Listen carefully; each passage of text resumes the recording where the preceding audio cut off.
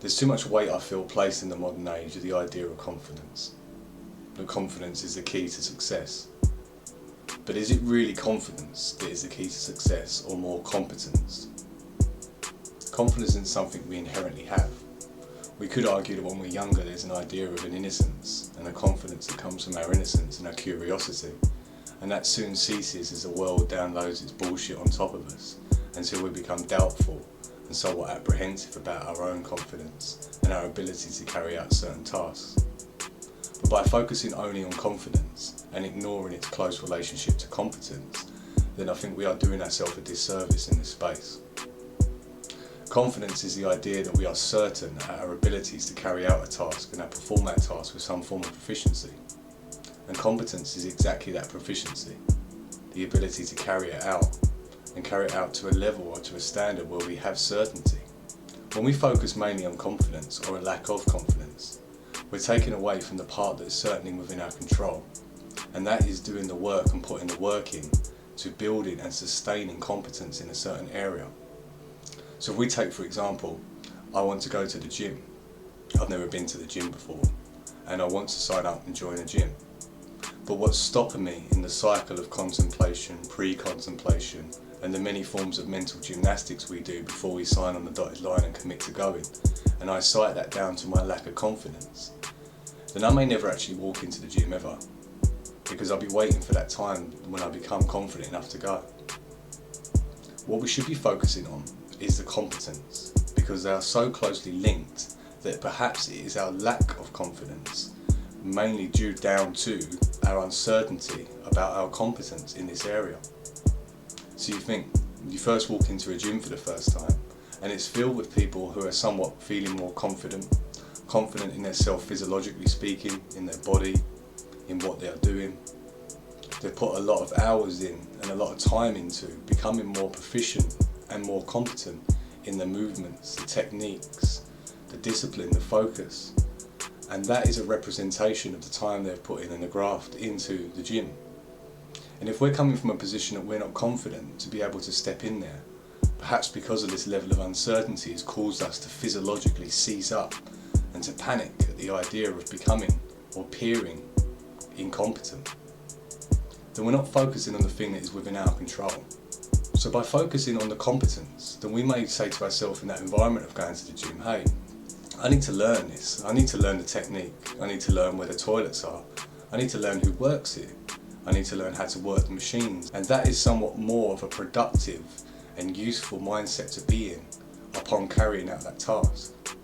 And over time, step by step, as we commit and carry out those small micro actions of turning up, of booking an induction, of speaking to somebody about our lack of confidence, or in essence our competence, then we are slowly building confidence in that area. But to think that magically we're going to wake up and be confident in something that we haven't really got any proficiency or competence in is ludicrous, isn't it? Take another example. For some of us that drive, when you first learn to drive, there's such a level of uncertainty, of fear associated with having to move and learn all of the different subtle movements and macro movements of learning to drive.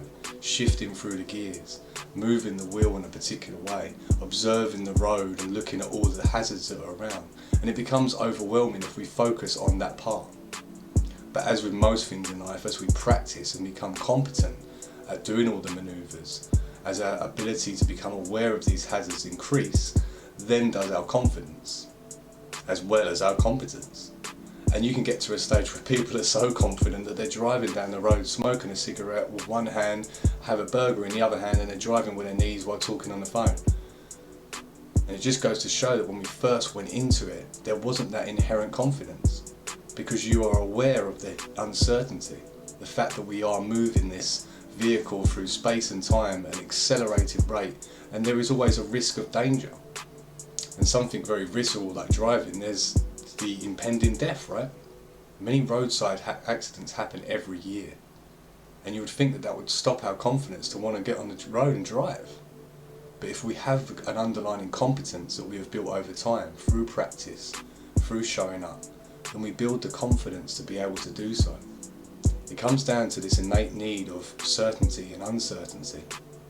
And in some aspects of our life we favour uncertainty because of the fact it provides some sort of stimulus and excitement.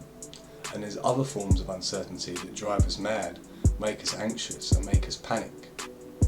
Another example, if we've never had the confidence to approach people to talk to them, or the social confidence to conduct a conversation, to take part in a conversation, and we worry about this lack of confidence, we're not focusing again on building that competence in conversation.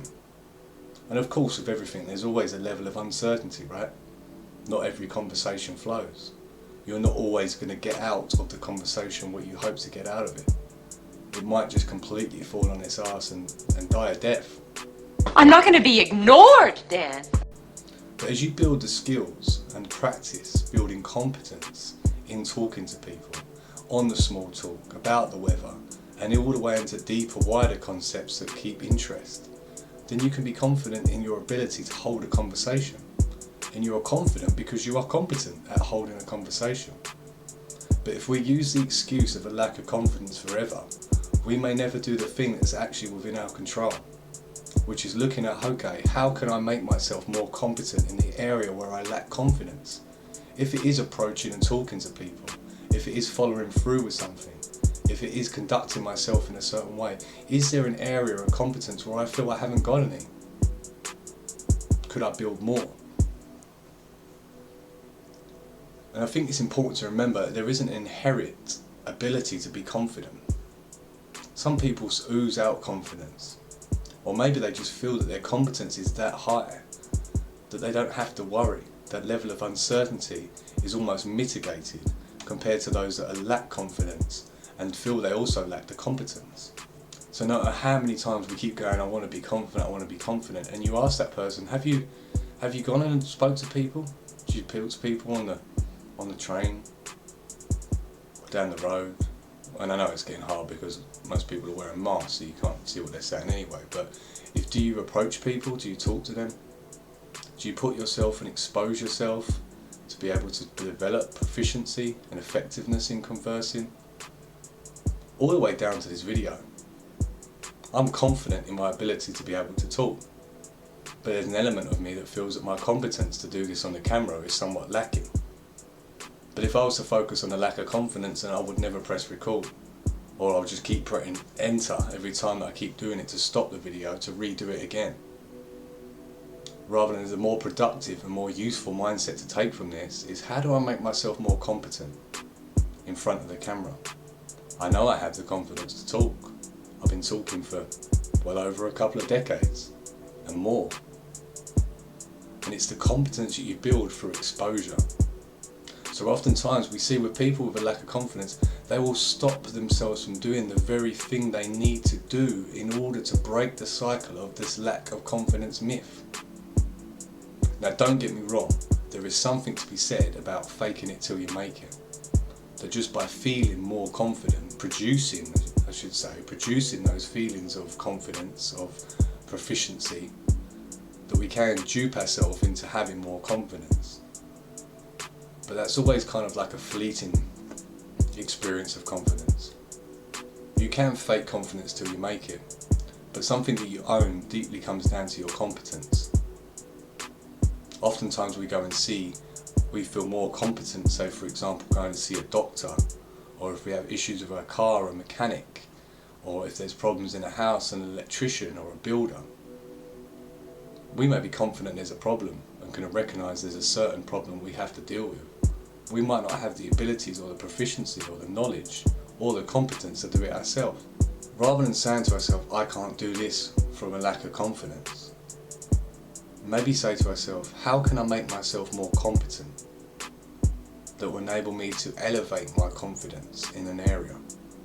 Whether that be talking to people, approaching people, putting myself out there, signing up to a gym, doing something that strikes me with fear because I've used the excuse of a lack of confidence as a reason. And don't get me wrong, confident and competent people, when there's a level of uncertainty, will always have that physiological response of doubt or fear. What if it does go wrong? But it's about mitigating risk. And when we're competent at something, we're generally confident because we've mitigated all the risks that could go wrong. So hey, I've approached someone, I've started talking, conversation hasn't gone the way I hoped, wasn't as interesting as what I hoped, the person's boring as shit, or I've mumbled up my words, I don't know what I'm saying. So what?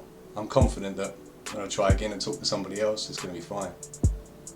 Or, okay, I've gone into the gym, I've learnt that particular technique, I'm confident in what I'm doing. Well, there's going to be those times when you're not. Change the way that we relate these two words and we put ourselves back in a position of power to do something about it. It's not a curse to have a lack of confidence, but it is to take away the accountability for the fact that we can build competence. And it doesn't happen overnight. Like most things, it takes work and time. But in 6 months, anyone can become proficient and competent in switching on a treadmill, on learning a basic technique. But it's oftentimes the mental gymnastics of this pre-contemplation, of contemplation, and the cycle of our whole basis of contemplation, and our excuse of our lack of confidence that stops us from putting ourselves out there to ever develop the competence to say, do you know what, I'm confident in my ability. I've put in the time. I've proved to myself I can do this and I'm competent. So next time you say to yourself, I lack confidence, say, do I generally lack confidence, a belief in what I am, who I am, what I'm doing? Or do I maybe not have the competence in that area to feel grounded, secure enough to carry it out?